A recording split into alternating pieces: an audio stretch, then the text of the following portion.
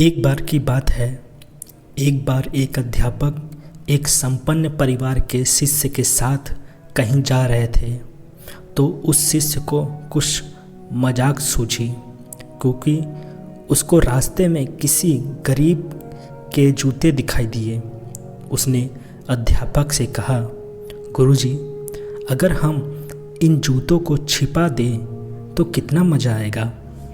अब उसको तो मजाक सूझ रहा था, लेकिन गुरुजी ने कहा कि नहीं, गरीब इंसान के साथ इस तरह का भद्दा मजाक करना ठीक नहीं है। उन्होंने कहा, क्यों ना हम इन जूतों में कुछ सिक्के डाल दें और देखें कि इसका इस गरीब मज़दूर पर क्या प्रभाव पड़ता है। उन्होंने ऐसा ही किया। जैसे ही मज़दूर अपना काम करके लौटा और अपने एक पाँव अपने जूते में डाला, तो उसको कुछ कठोर सा महसूस हुआ। उसने अंदर हाथ डाला तो उसको कुछ सिक्के दिखाई दिए। वह थोड़ा आश्चर्य में पड़ गया। आसपास देखा तो कोई भी दिखाई नहीं दिया।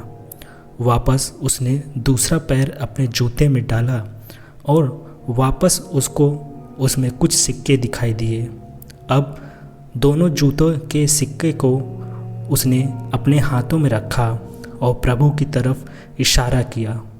हे प्रभु, पता नहीं किस भले मानुष ने यह सिक्के मेरे जूतों में छुपाए हैं, लेकिन जिसने भी छुपाए हैं उसको मेरी दुआ है, ताकि इन पैसों से मैं अपने बच्चों और पत्नी के लिए कुछ खाना और दवाइयाँ ला सकूं। और इतना बोलकर वह चला गया। इस बात को शिष्य और अध्यापक दोनों सुन रहे थे।